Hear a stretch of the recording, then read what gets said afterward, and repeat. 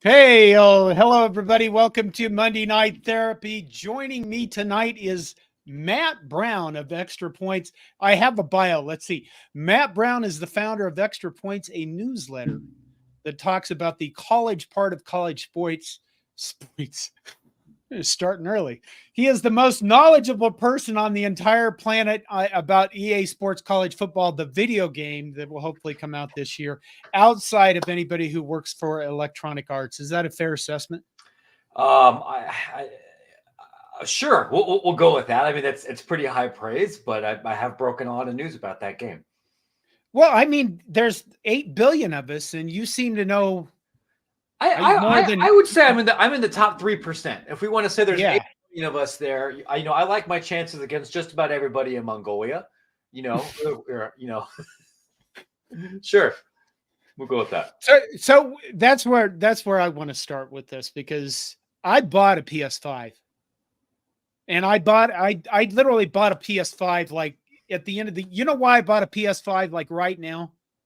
Because I figured this game is going to release and people are going to go, oh crap, I can't play this on the PS4, and I wanted to avoid the rush. And is that true? I mean, it's a good idea. I mean, at this point, right? The PlayStation 5's been out for what, 4.5 years?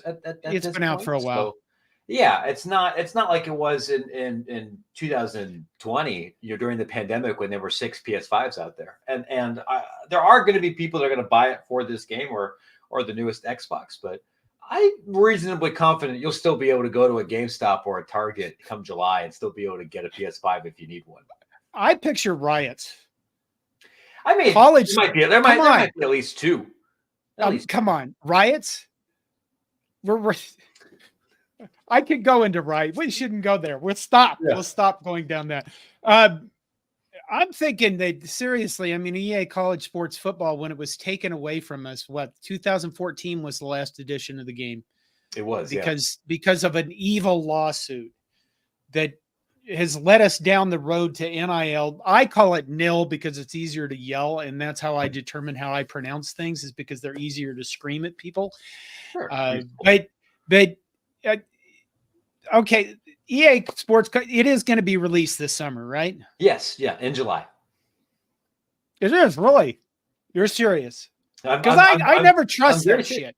No, so here's what I can tell you, right? Like the EA has already released a commercial and shared some very limited information about this project. I think back in February, they've sent out contracts to everybody, every athlete in FBS to sign over their likeness to participate in the game. I know over 100 football players on Nebraska's roster have signed to this contract. EA is going to issue another update in the next, what is today, the 4th, in about 2 weeks, two-ish weeks. That's going to answer some gameplay questions, and we'll tell everybody who the cover athlete is, and I can give you some hints. I did agree to an embargo for that information, but I was able to figure it out. And then, Lord willing, I'll get to play the game this month. I can tell you guys about it, and then it comes out in July. Oh my God! Really? You are the guy. I'm one of the guys. There's been a couple of people writing about this. I kind of, it's funny. Okay, well, who are the other guys? I lucked into the beat, and now it's just kind of it keeps going, and now I've learned a few things. Who are the other guys? I mean, the Athletic has a guy that writes about this. 247 Sports has a guy that writes about this. I haven't broken every little segment about it. Half of nobody knows them. Nobody knows them. You're the guy. There we go. Yeah, okay. I am one of the 10 most famous Matt Browns on the internet. There we go. Okay, are people are bugging you on Twitter constantly about this game? Constantly. Yeah, and they're all, are they freaky about who? God, I would have thought they were going to do like the old Athlon Sports did. I guess release multiple covers. Like, wait a minute, they are. So there's going to be a bunch of different athletes. Yeah. So here's what I can tell everybody about the cover, right? So there's, the EA Black helicopters aren't going to come screaming at me here, right? So there's multiple covers. There's multiple covers because there's different versions of this game. And this is becoming more and more common for Madden and for NBA 2K, you have like the base game that's 60 or $70. Then you could pay $100 and you could get a bunch more Ultimate Team points or some extra bonus content. And then there's like the deluxe holy shit package, right? Where it's all of that and bonus uniforms and some other, throwaway thing, right? When I got the more expensive version of NBA 2K because that came with NBA TV. So I could watch out of market basketball games that way. So for each of those versions of the game, there's a different cover athlete. It'll be the same guy on the PlayStation versus the Xbox, but there's more than one. EA has asked me not to say how many, but that number is 2 and less than 5. And I don't think you need to be Encyclopedia Brown to figure it out. And what else I can say, because I found out the people, is everybody on the cover is a current athlete, which is something they've never done before. It's funny. I actually have a copy of like the first one here on my desk, right, from the Sega Genesis. And the first couple of games didn't have anybody, right? You had Bill Walsh, or you just had like generic football guy. And then, of course, after that, you would have to put on somebody after their eligibility had completed. The guy that just won the Heisman, who's in the first round pick or something. This year, all the guys are guys you're going to watch play college football this season because they're current athletes and they are still going to be on the roster this coming year. They're all in major conferences and they all play different positions. So I don't think I'm gonna. So the quarterback is Dylan Raiola, right? It's not Dylan Raiola. No, Okay. Dylan. If he is as good as his pedigree makes him out to be, he might be the guy in 2 years. Yeah. I can tell you there is one of the athletes is a quarterback. That guy's not a Big Ten quarterback. And I think EA will make the announcement in 2 weeks or 2-ish weeks, and then I can break some of the embargo stuff. Okay. I bought Madden because I wanted to play football, and I'll be honest with you, I bought the 2022 version of Madden. I'm not a big Madden fan. There's just too much. There's too much crap going on. There's just just let me play football. It's kind of like ESPN's production of everything. There's too much crap. Just give me the football. I don't care about the rest of it. Is there anything? Let me ask you. I wrote this down, actually. This is a question I wrote down ahead of time. Yeah. Are there things missing from this video game that people might find shocking? Yeah, that's a good question. And I'm trying to think about like what I know for certain. Like I don't know if people find this shocking, but one of the EA has spent a lot of time and energy and money on trying to make this as realistic a depiction of college football as possible. But there's also there's resource and time and money constraints to all of that. So I'll give an example of one that I know for a fact. All of the bowl games are in the game. From the Sugar Bowl and the Rose Bowl to the Pop-Tarts Bowl. Bowl. There you go. Of course, right. But and almost every bowl game is actually played on a college stadium. There's a handful that aren't. And the ones that aren't played in either a college stadium or an NFL stadium, because all the NFL stadiums EA has already rendered in 3D. They already own the licensing rights, so they already made them. But for say the Fenway, like the Wasabi Fenway Bowl, right, where they play the game in the Red Sox stadium, that bowl game exists, but it won't be played in Fenway Park because EA didn't take the time to they don't make a baseball game anymore. They didn't want to spend, and I believe the exact industry specific term for the amount of time and resources it takes to render a stadium. I think the exact quote was a metric shit ton. And so you're sitting there thinking, like, do I want to spend a shit ton of energy to make the Fenway Bowl? If you're playing in the Fenway Bowl after your first season, you fucked up. Like you should be playing at a generic football stadium at that point, right? So there's a couple of small licensing things like that I think college football diehards will notice, right? The Heisman Trophy is in the game, but most of the other awards are not.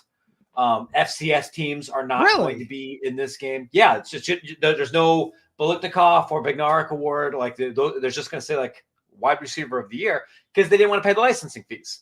And there's going to be some.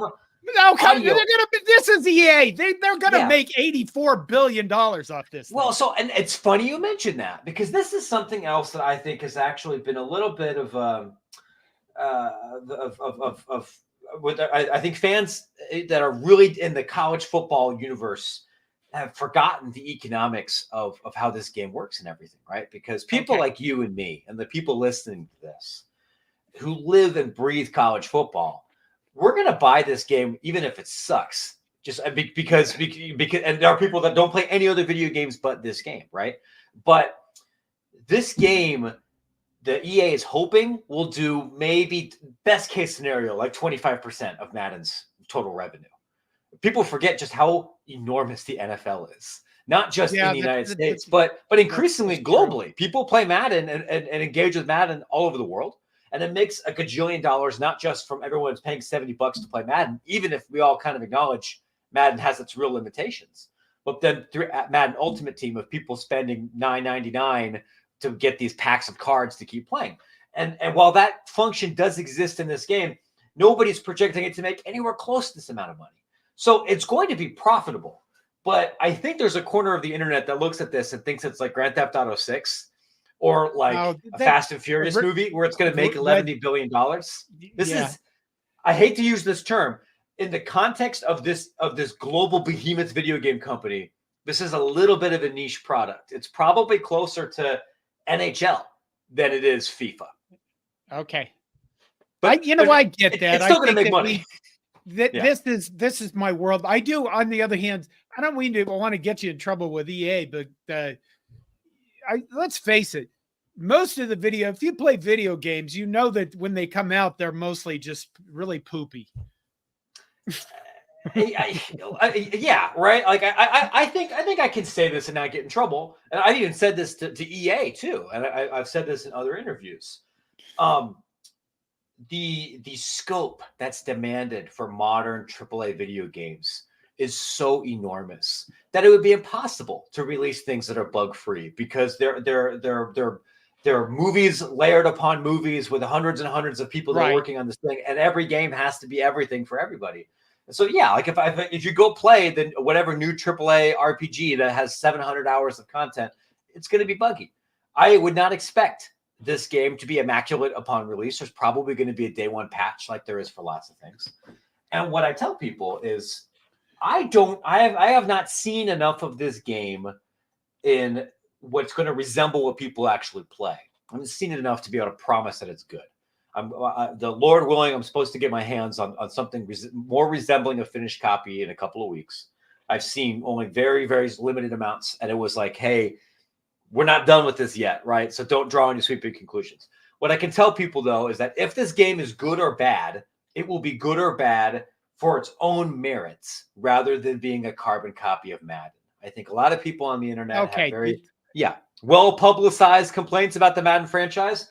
From everything I've been told is that this game does not play like Madden. It's not built exactly like Madden. It should feel like a different thing because college football is a different thing from the NFL. Okay, a couple comments. Yeah. Never mind me says, wish I had the money to buy a console. Haven't had NCAA in 10 years. You know what? There's probably enough time between now and release for you to sell blood. That's my recommendation. Just sell blood. Blood, plasma, semen. Like, you can get rid of all kinds of bodily fluids. And because what is it, like $300 to get a PS5? Yeah. I just give them a credit card. There you go. Yeah. Okay. Fred Sacco, who don't get caught up in the comments ever, just so you know that. Serious question. Is this game its own unique engine, or is it EA using a recent Madden engine? Okay. So this is a great question. And I get this comment here a lot, and I'll try to not get too far in the weeds here. But when we talk about game engines, these engines are really just collections of processes that allow you to make software relatively quickly. And I think it would shock a lot of people to see how many games that they play are on the same engine. So the engine that was used for Madden is also the engine that EA has used for a lot of first-person shooter games. It's the engine that they've used for hockey and for golf and for, I think, even Plants vs. Zombies. In our team at Extra Points, we made a computer game called Athletic Director Simulator, which is a mostly text adventure, but the engine that we use to build it is mostly one that's used for like top-down RPGs or two-dimensional side scrollers. But you play my game and think, this doesn't look like anything like Mario. This isn't Secret of Mana. That's not. So I say that to say, like, yes, this is it's using Frostbite, right? Some of the engine is going to be the same as a lot of their other games, but that doesn't mean that the game will have animations and play like Madden, just like it doesn't necessarily play like NHL or anything else. What determines that is the code itself and the architecture and what packages are used to do here, this, that, or the other. And once these embargoes are lifted, I plan to get much more into the weeds about that on Extra Points.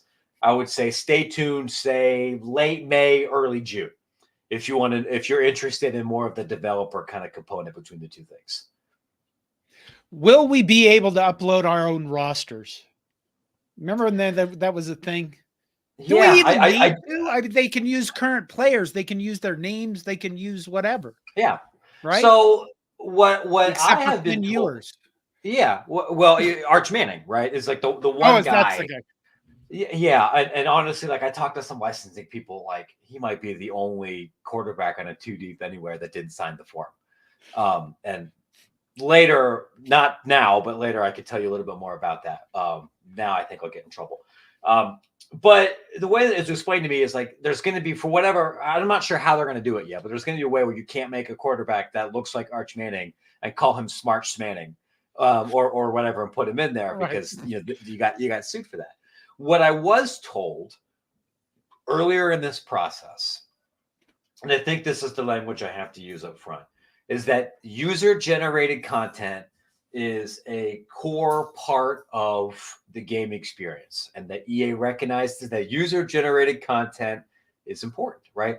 In previous editions of the game, you had something called Team Builder. So if you, for example, were touched in the head and wanted to, or you wanted, for trolling purposes, wanted to create a Creighton Blue Jays football team and have somebody beat the shit out of them for 48 hours, if you wanted to do that, you could in NCAA 14. I'm not necessarily saying that Team Builder is back in this particular game. I'm simply saying EA's told me user-generated content is something that's important. And presumably, if that is, it's hard for me to imagine that some level of roster sharing isn't going to be a part of that. Hopefully, we'll get, either I will be able to share or EA themselves will be sharing more information about that explicitly in the next 2 to 3 weeks. So wait, now I'm thinking, how will people find out more from you? From me, the good news is I write a newsletter 4 days a week. And if you subscribe to Extra Points, has a free edition and a premium edition. And whenever I know something stone cold for certain about this game or about lawsuits or NIL or media market valuations or realignment or any of the other things that I write about, I put it there. And so you could just sign up for free if you don't want to pay $8 a month to get everything, and you'll be able to get a lot of the video game and everything else coverage. Okay. When I play this game, I will put it in the newsletter. I want you to check for one thing. Yeah. Can we run the Flexbone? I can't imagine you couldn't. You were able to run it before. People run it in real life, right? It would be fun if you could do like the straight up single wing or like the Notre Dame box or some real 1920 ass stuff. But yeah, I mean, if Army and Navy are going to run the Flexbone for 25 plays a game, it's got to be. It better be in there. It's in the game. That's what their phrase is. That's right. Okay. Scott Schrader says transfer portal and nil is part of the game. Is that true? That is true. Oh my God. That's just so. We have to live in the new world. Can we turn it off? Well, so I get that question a lot. And the answer is right now, I don't know.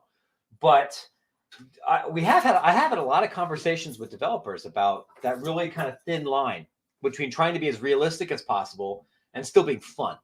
Because if we made roster management exactly what it's like in real life, all you guys would fucking hate it. It's way too hard. It's way too complicated. I would have to go to my neighbor's house and beat the shit out of him. Yeah. Precisely. Just like you don't want to play Madden and have the real salary cap and real collective bargaining agreement on it. You're like, I don't want to get a master's degree in this. This is way too complicated. Let me just sign everybody I want. So I'm not saying that that's exactly going to be the situation here, but like that's the kind of push and pull that EA has to, is negotiating and talking through right now to make this as realistic as possible, but still not, accessible. And if the transfer portal represents a third of how you build your roster, you can't pretend it's not there. But that doesn't necessarily have to mean that you build a roster only like Deion Sanders does. Okay, we're going to take some comments. David Matney says we should have a live stream with John playing against Iowa. You're damn straight we should. You know that's going to happen. Minnie says, can you win awards and championships? Yes. Yes, you have can. to be able to. Yeah. Yeah. The award won't necessarily be called what it's called in real life, but the college football playoff is licensed and as part of this game, as are all of the conferences and their championship games and the Heisman Trophy. So you'll be able to get a lot of awards. Bridget White comes in here as a gamer, asking, will official visits be part of Road to Glory? Bridget, I wish I could answer that question for you, but right now I don't know. And there's a lot of very specific gameplay questions that sometimes I bug people about, and they just say, Matt, I love you. Shut the fuck up. wait for 2 weeks. Wait till we get to give the announcement, because those are the kind of things EA wants to be able to explain themselves. We never use language like that on the show. Oh, I'm so sorry. Please forgive me. I will switch to Minnesota nice. You realize I got famous for a phrase that includes "there is no hope, fuck everything"?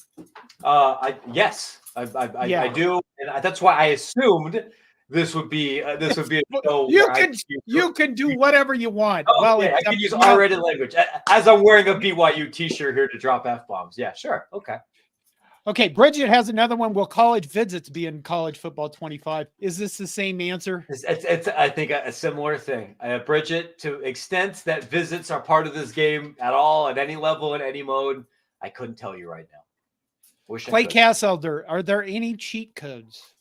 Yeah, but you got to buy the paperback strategy guide for $19.99 at the bookstore first. Are you going to write one? Man, I got to be honest with you. Once this thing comes out, and I am going to write an official review of the game for Polygon, and I imagine I'm probably going to have to do at least a week when it's formally released of just doing a bunch of stuff, and then I would love to not talk about it for a couple of weeks afterwards, right? And then we'll kind of see if it's on to the next game or if it's where we go in that world. Yeah, I don't know. Dana Williams asked, I'm old school, but will a version be available on ColecoVision? I don't even know what that is. Yeah, Dana, if you ask really nicely, they might port this to Commodore 64. It's just going to be one-on-one. No, I don't know. What I can tell you is that it's on whatever we're calling the next version of the Xbox. It's on the PS5. It is not going to be on the Switch.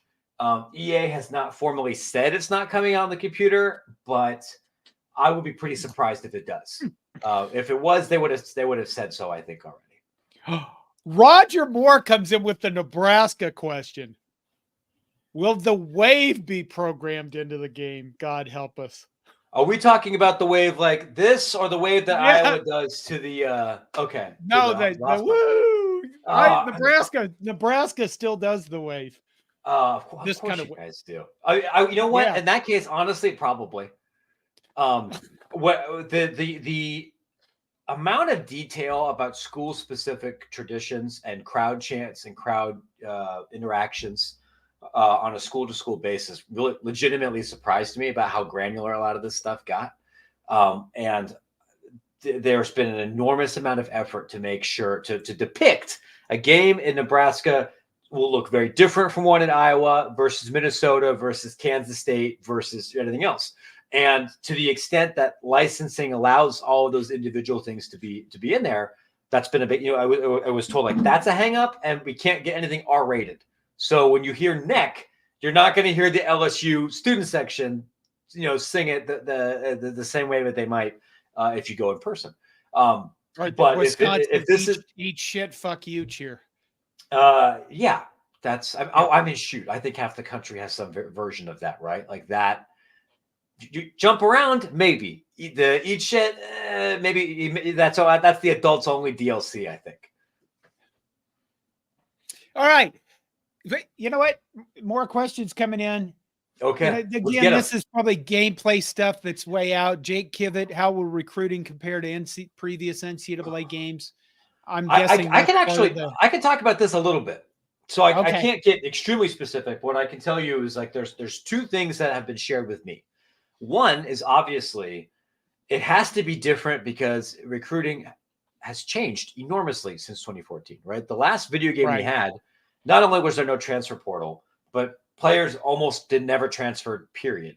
They didn't decommit once they committed to your school. You could occasionally flip somebody, but people didn't flip your guys. There was one national signing day. There was the 25 man signing limit for your recruiting class. And obviously, the cheating and NIL, couldn't be part of the game.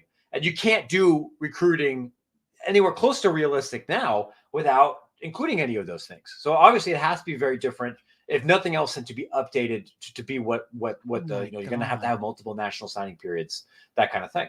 The other thing that was, a couple of devs have told me is they wanted to try to lessen the grind a little bit and to help find ways to make people feel attached to the players that they were signing and feel a sense of like success and excitement and reward over the week-to-week recruiting period. And what that's going to translate to specifically, I'm not entirely certain yet, but I feel pretty comfortable in saying it's going to be different in some meaningful ways than how it was in the last game. Husker Bob says Connor Stallions is working on NFL cheating at San Diego for Harvard. I want to change this and ask, is Connor Stallions going to be in the game?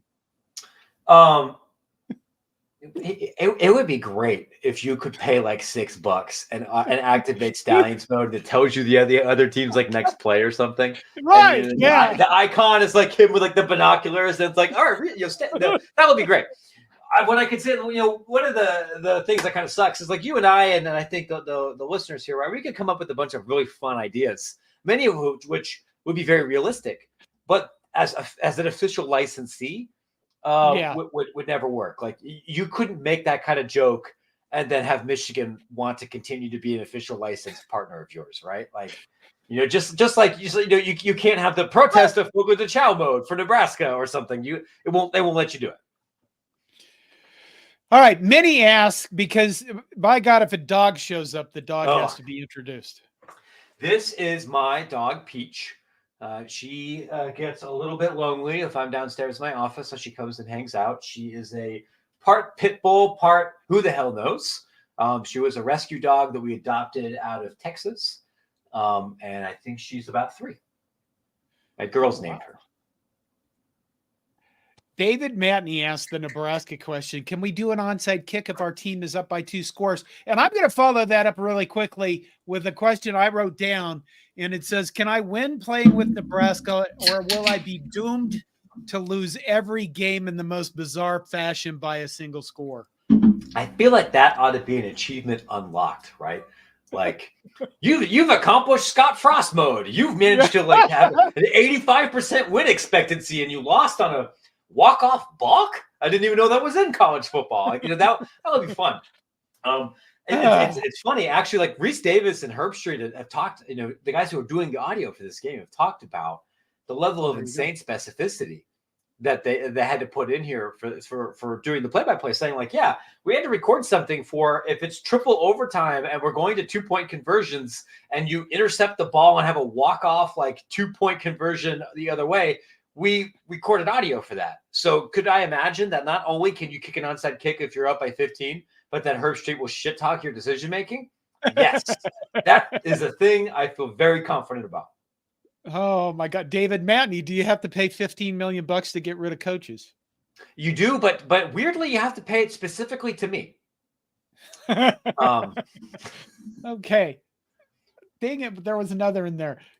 James Boardman, create a team, the coordination shit asses. Do you ever call anybody a shit ass?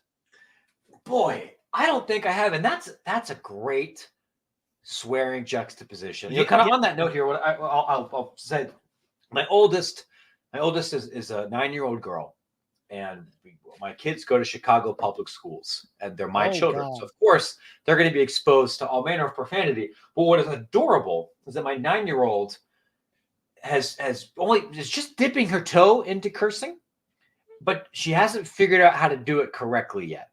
So like I've heard her go like, "Son of a damn it." I'm like, "You're so close. You'll get there. You just need some more reps." Right? Like, and I don't know if that's from broken English from her buddies, or if it's just I'm afraid to swear properly yet, or I don't have the confidence to do anything more than biblical swears, which is fine because she's a little girl. But I feel like shit ass is part of that continuum of learning how to attach the swear words correctly. You know what's nice about it is you can't get fired or sued for it. I mean, there's a lot of words where, you can get into trouble. I've been a consultant my entire life. Shit ass is not a word you get in trouble for typically. Anyway, moving on. Most words that end in ass, I think are safer generally. That does sound like a word you're probably not going to be able to name your team, though. They usually have profanity filters. Oh, they do, don't they? Yeah, so because you have to go online. Yeah. There has to be an online component to this. Oh, I mean, unquestionably. Yeah. I'm a little afraid to dabble into that, right? A bunch of these people who are hounding me on Twitter all the time, like, "All right, you going to join my Dynasty League? Are you going to play? Are you going to play?" I'm like, "Man, I'm 37. I got kids. I got back pain. I don't have time to play video games for 20 hours a week. Once I get the sticks, even if I get a month head start on you guys, some middle schooler is going to put me into a garbage can. And then I'm just going to decide I'm done with all you guys. If I'm going to play this game, it's going to be doing it as God intended, offline, taking Akron to the championship, where I don't have to deal with any other people. I just have to worry about outsmarting a computer on my schedule." I think that, 2014 was so long ago. And even when I look at Madden, the graphics are, we'll put it this way, Cyberpunk 2077 on the PS5 is incredible graphics. I mean, it's beautiful. It's they've come so far, and if you remember playing online in the old EA, football, what would happen is people would try to glitch you out of the game. Yeah. They would try to like pause the game. And if they paused it enough, you would disconnect, and then they beat the hell out of you and win when you were disconnected. That was a thing a long time ago, but between the last 10 years for video gaming, I mean, what an entertainment thing. I think now I'm just like, I'm going to figure out how to hack this and download it early from your house. I mean, maybe I'll invite you over if you ask nicely. We don't have to be hacker man here or anything. I mean, that's probably why I'm not going to play it super in advance. It should be fun. Okay. Does anybody else we're going to talk about something else. Has anybody else got any questions about EA college sports? Is there anything else we should know? You should know. Not that immediately springs to mind, right? If you've been playing this series for a while, I think it'll be familiar. And I'm excited to play it just as much as everybody else is. I imagine the second schools are allowed to share the images of what their stadiums actually look like, every recruiting coordinator in the country is going to immediately tweet it. However, there's no place like Nebraska is depicted in the game. Every assistant coach is going to be sharing that, and it's going to be social bait for everybody. It's I think that will be soon. Okay, Bridget White again comes in. Will Gus Johnson, Fox Sports, be in the game? I don't think so, but I can't be 1,000% sure. Historically, ESPN has had an exclusive license with EA. The only really AAA, college-ish video game I could think of in recent memory that had multiple broadcast teams across different networks were some of the old college basketball games that had ESPN and CBS, and that was 15 years ago. That has not been something I've gotten confirmed from EA, and I have asked a couple of times. But I do think if they were in the game, or if CBS or NBC or anybody else was, I think they would have leaked it. Just like ESPN leaked it. I mean, like, I knew that Herb Street and the College Game Day crew were going to be in this game like 2 years ago. because I covered a college game day with like Montana State. And I just asked them. They were like, yeah, we've been started recording. Somebody would have done that with Gus. I think. Oh, if they were in it. Yeah. Gus isn't so good at keeping secrets, I don't think. Are any legends in the game from Daniel B? Yeah. I mean, every Ultimate Team mode will have historical players in there. What the way this generally works is that there is a group license, a legend. I think it's called a Legends license through the NFLPA to allow EA or anybody else to kind of like bulk license a bunch of guys that used to play in the NFL. It gets harder for classic teams like 01 Miami, 95 Nebraska, 04 USC, because not all those guys played in the NFL, right? And that means if you wanted to get everybody, now you have a roster of 85 people, and you might be able to get 26 to the NFL. Then you got to go find who's the insurance salesman that was the backup left guard on that team, who's playing in Europe, who's doing these other things. And that becomes expensive and logistically difficult. So I can't say for certain that they won't be, but I would not expect a large library of full teams. But if you would like to add Vince Young to your ultimate college football team, I think you'll be able to do that. In fact, I imagine there'll be people coming up with those and downloads and everything. Yeah, there'll be. I mean, I know for a fact that there will be regular roster updates, right? If you had a guy who hits the transfer portal September 3rd, he's not going to be on the roster come September 5th in the game, because now you can push those out online, which we couldn't do before. So there will be regular changes. David Matney again. Is there a 12-team college football playoff? There is. Exactly the postseason arrangement and alignment and conference configuration that you see in real life college football this year, for good or for ill, will be what is depicted in the game, which includes 12-team playoff. What? I missed something. I missed that. Clay Castle says, isn't it better to ask for forgiveness rather than permission? It does, unless it that's true. Although maybe not so much as much, not as true anymore, because there's lawyers, and there's a lot of lawyers, and there's lawyers everywhere in America. And especially given one side of the equation is one of the 3 largest video game companies in the world, and is publicly traded and has an armada of attorneys. And then me, who's part of a company of 2.5 people, and would never be able to get liability insurance again if I got sued by EA. And even beyond that, like I actually kind of had this conversation, this thought process, along with my new boss, about the cover athletes, because this wasn't through a FOIA. This was just good old fashioned shoe leather, getting 4 different people at the company to leak it to me, and I got that also from people outside of EA, like agents, like to talk about this kind of thing, right? And then they essentially said, like, we won't sue you if you publish it, but we will never take your calls again. And so you have to ask yourself here, is this right? Is this the hill you want to die on, knowing that you're going to be excommunicated after this? Because we've had a pretty productive relationship where I have written things that they would have preferred I had not written. And I've frustrated some people, but it's been professional, right? It would be the same thing. I think you have to decide, is writing a particular story worth me never getting credentials again? And the answer in some cases will be yes. This, I don't think, is one of those cases. Right. Yeah. Oh, look at this. People coming in. Orlando Ordes Jr. says, will custom conferences be in AEA College Football 25? The way it was explained to me, and man, I haven't asked about this in like 5 months. What if I want to resurrect the Southwestern Conference?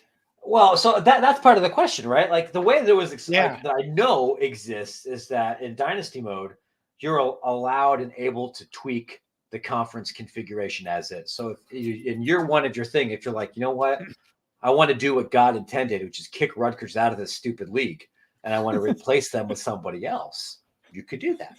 Now, a custom conference where you create something completely new, like say the Southwest Conference or the Metro or the Airplane or something else, I don't know for certain. And part of the reason I don't know for certain is I've talked to a dev about this like a couple weeks ago. We're like, part of the challenge when you allow so much customization on that Dynasty front is that you also potentially break the ability for the computer to create custom schedules years down the line. Like they've put in every out of conference and conference schedule set to like 2036, like already in there. And they're like, some year we had to try to figure out who's on the pod system and how do the home and away splits work and how to project what conference schedules look like in the future. So I'm not saying that you can't. I'm saying that, like, I think if you introduce so many other variables, the risks of breaking something and suddenly you have Army Navy in week 3 becomes more possible. True. Oh, here's J-Man saying, got some news that was just announced. Gus Johnson and Joel Klatt are currently recording sets that may be for the new game. You know what? I am guessing that if they were going to do this, they would have done this a year ago.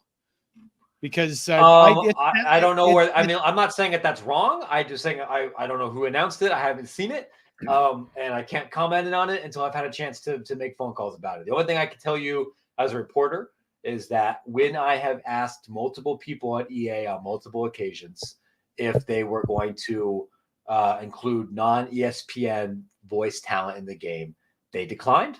And the only people who have confirmed are ESPN talent. And historically, that's the only company that's had the license. Could Gus be in it? Anything's possible. We live in an age of miracles, but that would fly against. Yeah. Should we move on to our next topic? Yeah, I think listen. We gave the people 40 minutes of video game talk for free. If you want more, pay for the newsletter. You ain't great. It's $8. You can afford it. There you go. There's a link on the Corn Nation story for this, and I will put a link in the show description on YouTube to Matt's newsletter, and support the guy. Here's the thing about Matt. He pays it. I know that there's a lot of you that want to talk about football and sports and just the guys on the team. But what I always find amazing is that there's a lot of important stuff going on right now that is going to completely change the games that we love, the college, the entire landscape for college sports. And it's not a matter of if, it's a matter of when. And one of those things that's being done right now is negotiations with the NCAA in the House lawsuit. And the House lawsuit is an antitrust lawsuit. And I have this. I was actually going to do a video on this. You know what else I did, Matt? I started a hardcore college football history channel on YouTube. Oh, that's awesome. I'll have to check that out. The reason for that is because nobody has done anything with college football and history.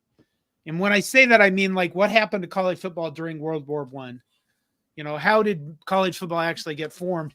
I'll be doing a video on this House thing probably tomorrow, I hope, about this stuff. But here's the thing. The House lawsuit is an antitrust lawsuit. The NCAA is going to lose this lawsuit, and therefore they're negotiating an early settlement. Liability of this lawsuit has been estimated to be around $4.2 billion were it go to court. Since they're going to try to settle it, it's looking like they only have to pay about $1.7 billion. Now, so that's still in the billions. And the reason why these guys are suing is because they sued because the NCAA conspired to constrict their income from nil before nil was available. Okay. And if we want to make this full circle, part of the injury claims that the plaintiffs are making here is, hey, there wasn't a video game for a decade. And there isn't a video game for a decade because you guys illegally constrained our ability for trade. We would have earned NIL money. We would have been able to sign contracts to participate in these video games over the last decade, not just college football, but potentially college basketball and others as well. Which you're right. And the last I had heard about this was, the settlement will probably exceed 1.7 billion. But at this point, this is all pretend numbers. 1.5, right. 2.1, 2.6, like we can't comprehend that. The NCAA itself does not have that much money. And that's part of why they are not the only named defendant in this case. It also includes the Big Ten and the SEC and interestingly also the Pac-12. And we don't really know to what extent Wazoo is going to get fucked from this thing or not. Like that's still kind of TBA. But what I think people need to know is that a settlement in this lawsuit includes two major components. One, what John was just telling you guys about is a penalty to give back to the injured parties, which is going to be a lot of money for the attorneys and a little bit of money for several thousand athletes. And then the NCAA has to commit to a policy to stop breaking the law. And if breaking the law in this case meant illegally capping, earnings or preventing athletes from participating in revenue sharing in a meaningful way, that means that moving forward, they have to create a revenue sharing plan.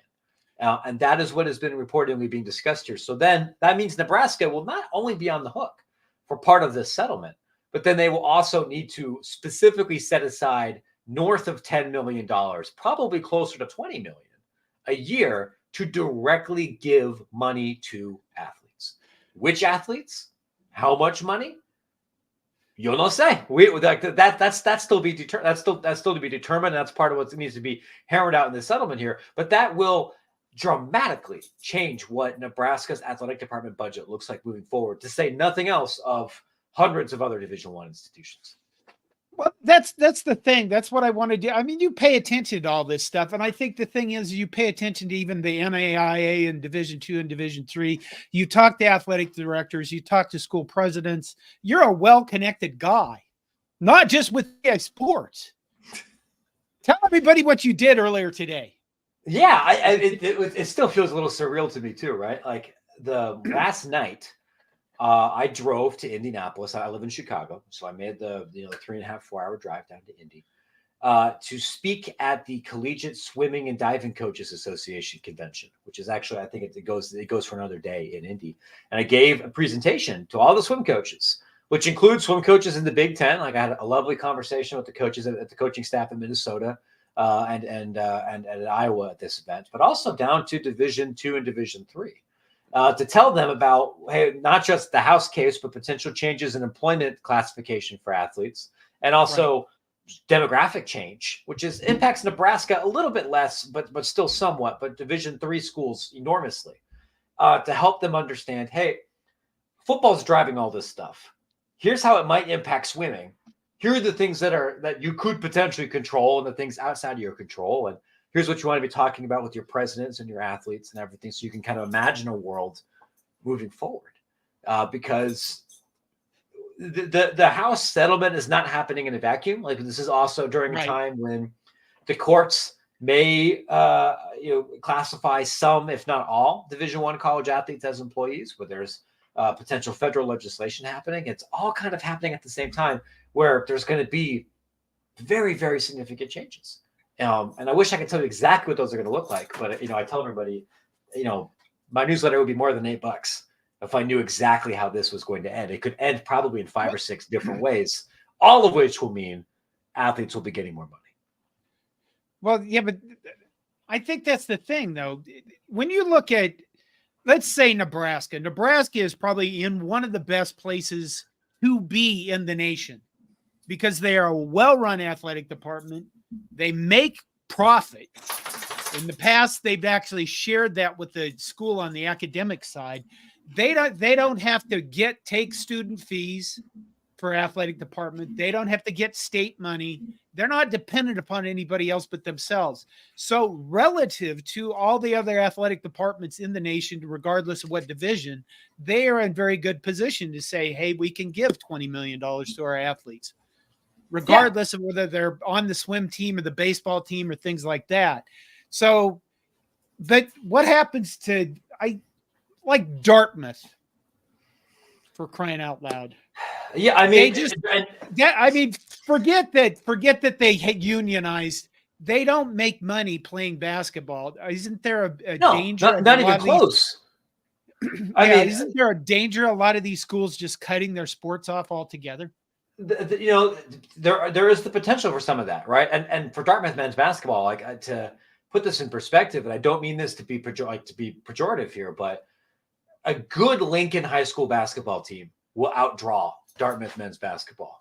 Dartmouth men's basketball brings 500 and change people to the arena, and that team is terrible. Near the bottom of Division I over the last decade, right? And now they have this employment classification. We'll see where that goes after appeal. And Dartmouth is kind of a funny case because that university has an endowment the size of the GDP of France.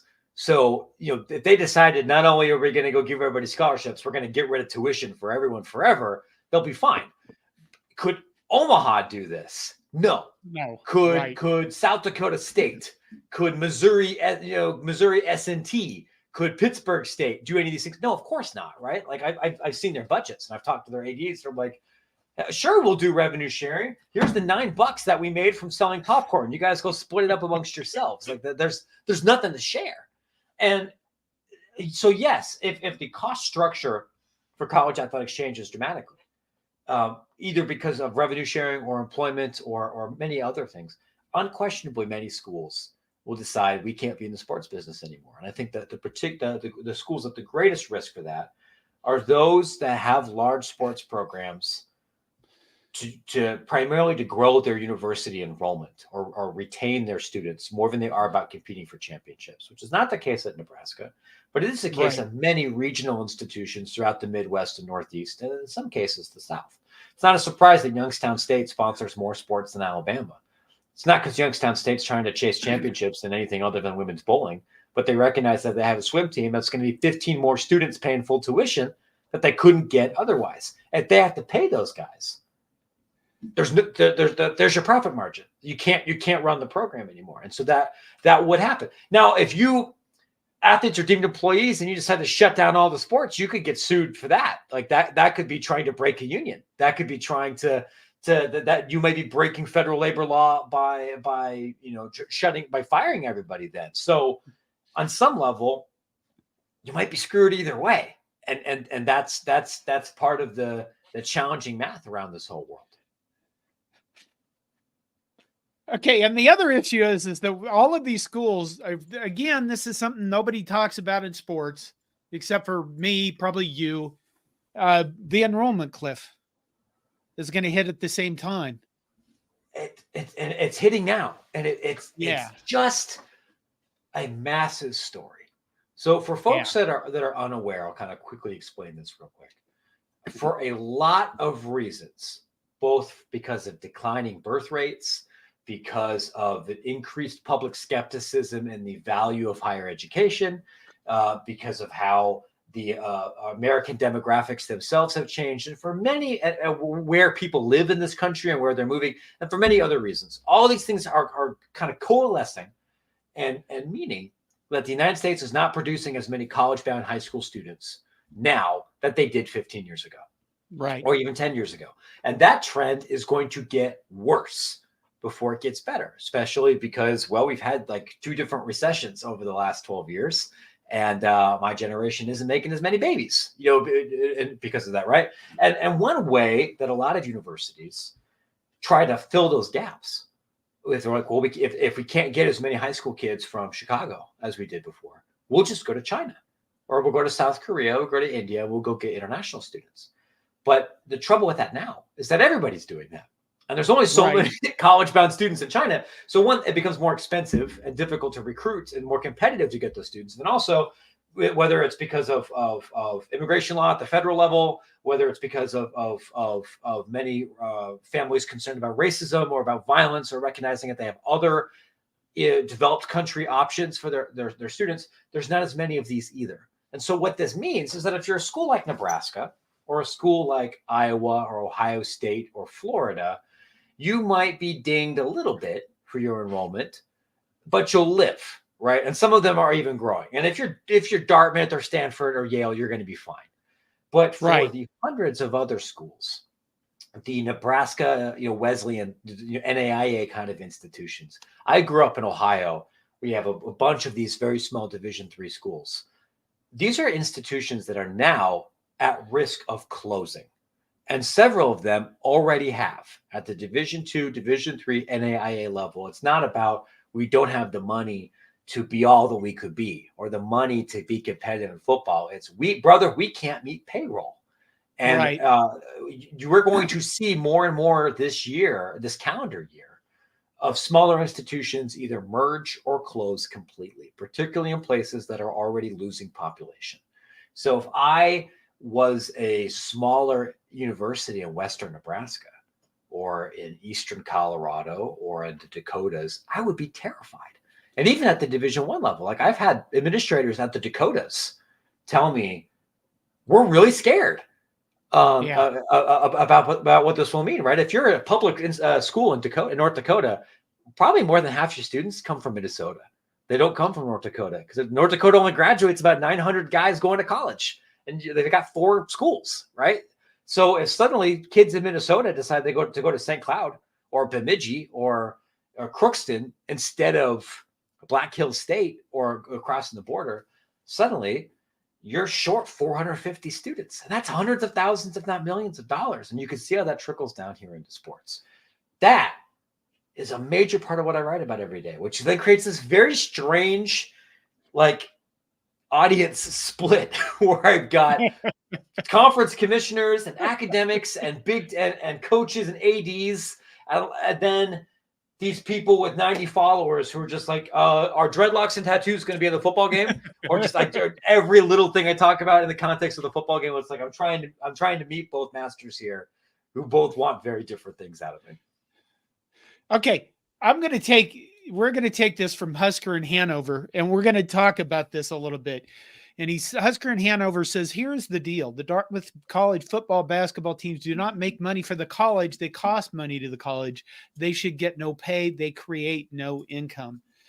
Before I ask Matt to put in on this, you need to realize that there are several issues all conflating together. Number one is the House lawsuit. That's its own thing. The House lawsuit and whatever settlement comes and whatever negotiation for revenue sharing does not affect NIL, and it does not affect the transfer portal. Neither the NIL nor transfer portal will be the only solution to those, or are as student athletes become ruled as employees and they actually become employees. Whether or not you make money is not an indicator of whether you're an employee. And then I'm going to give it to you.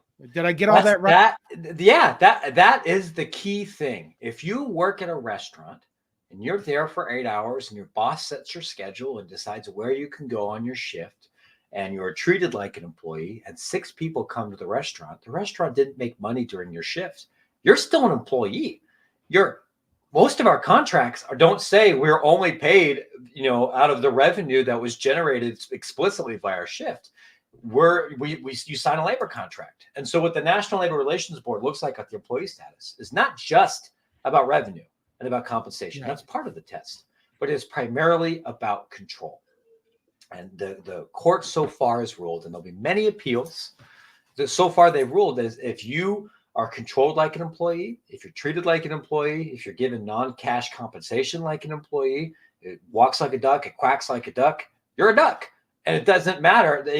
What you are then is an employee of a shitty business, which means that business might go bankrupt, but you're still an employee, right? Just like I used to be an employee of a shitty media company that lost money. Who knows what media company that could be? Could be any of them. Who can say?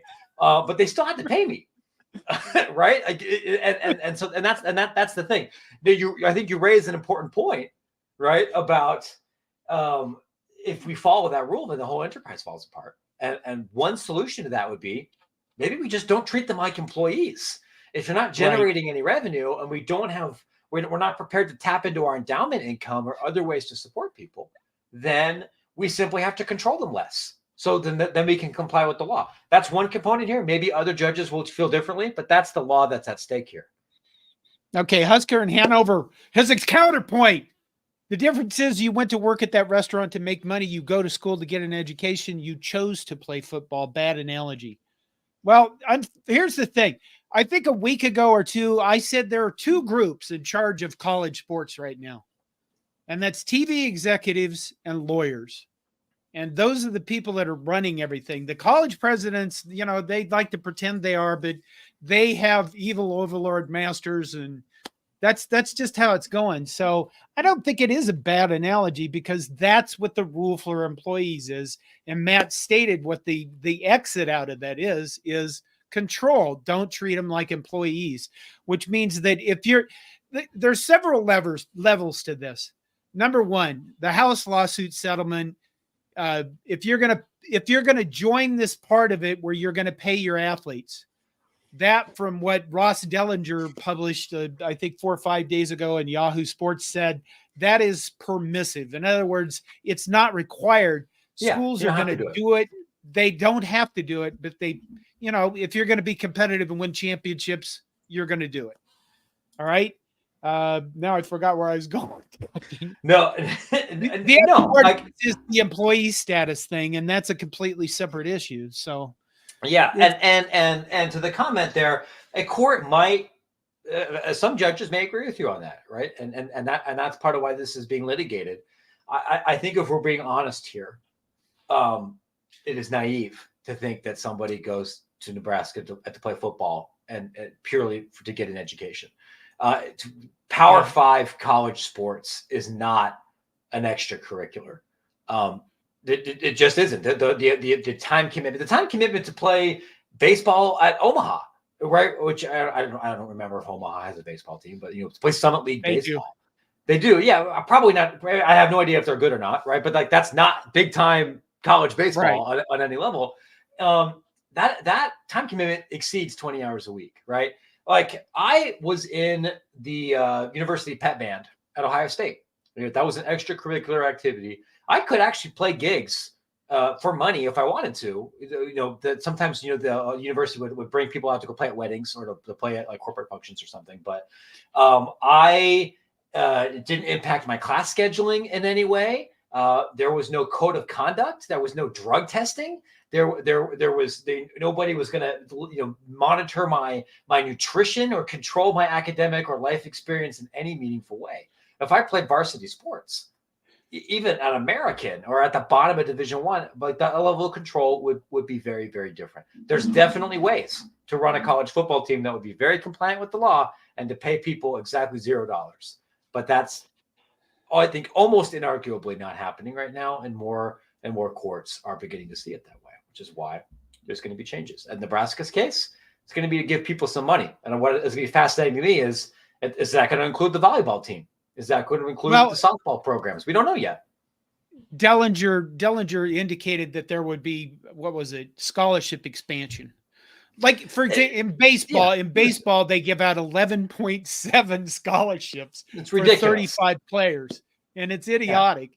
But if they have the settlement and it includes that means they could give out 35 scholarships for 35 players on the roster, which, would make have more opportunities for people to not only play sports, but to get into college. And quite frankly, whatever you think about college, your attitude toward to getting a college degree, I'm for providing more opportunities because I don't know, it just seems like a better educated nation is probably better off than a not better educated nation. I mean, people forget this. I've used this on the radio a couple of times today. The biggest college scholarship program in this country is the GI Bill. And really? People who get college education through their participation in the armed forces through various components, right? But the second biggest, and the gap is smaller than you might think, is college sports. Between Division I, Division II, and the sort of grants and aid that come from the D3 and NAIA world, right? And even if we cynically look at Nebraska football or Duke basketball or LSU baseball as nakedly professional by any other mechanisms here, that means that there's still thousands and thousands and thousands of people who are able to use athletics as a vehicle to go to college or to have college experiences that they wouldn't have otherwise. And even as somebody who I think is predisposed to be more pro athlete rights and pro athlete economic expansion in this world, I deeply believe that the enterprise of college athletics and the pathway to using that to help people get education is absolutely something worth preserving. There are people in my family who wouldn't have had access to college without athletics. There's certainly people I think we all know in our own lives. And I've been on this beat long enough to see how that changes people's lives, potentially generationally. I am hopeful that economic justice for one class of athletes does not destroy that for everybody else. But that there's no certainties in this because nobody's really in charge. And it's going to require some people to, I think, make some selfless leadership decisions to preserve what's good about this enterprise and bring it into legal compliance. And that's really it. Bring it into legal compliance. In the past, they got away with this because the political winds were such that the NCAA could you please give us an antitrust exemption? And Congress would have done that. Those days are gone. They're gone completely. And it only took 100 years. The economics of all of this are very different too. And I've written about this, right? The television broadcasts weren't deregulated until Board of Regents in the mid 80s. But television revenues didn't really grow until the early 90s. So we had, almost 100 years, 100 plus years of college football almost, where the bulk of the revenues came from tickets. And while this was a business, it wasn't a gigantic, as we know it, big business, right? Bowden was the first $1 million football coach. And it really wasn't until basically my lifetime that the economics of everything completely exploded, and the legal structure behind the college athlete experience didn't really keep up with that. If the margins were still the same as they were in 1974, I think this probably isn't hitting the federal court system. But but Matt Rule has a $62 billion buyout. Jimbo Fisher got $80 million. The money that's coming into this stuff is ridiculous. The literal GDP of some Caribbean countries to pay Jimbo Fisher. Not an exaggeration. Do you want to speculate? Where do you think we are in 5 years? I'll wrap up with this. I legitimately think some college athletes are going to be deemed employees in the next 5 years. I think University of Nebraska will be one of several schools that has either independent contractors that are under their umbrella or actual full-time employees whose job it is to play sports. And as part of their employment contract, they have to remain in good academic standing, and they're still going to class and everything, just like I was an employee of Ohio State in the catering department when I was an undergraduate and had a job of cooking burgers. Somebody else have a job of pass blocking. I think that there will be other increasingly more fluid back and forth between the professional ranks and many other sports. Like I can see in 5 years, a world where somebody could even maybe get a cup of coffee in the NHL and then come back and finish their eligibility in college, or certainly to be playing high major junior hockey and then coming back and finishing in college, or somebody who plays AA baseball and then comes back and finishes their last year at Nebraska. I think that is a thing that could legitimately happen. That was a thing that's been discussed in NCAA circles for 20 years. And that would be, maybe, John, when we first met, that would have seemed unthinkable. I don't think it's so unthinkable now. Yeah. It's amazing how quickly everything has changed. And it's going to be the biggest changes in college sports history, really. I mean, since the beginning of college sports.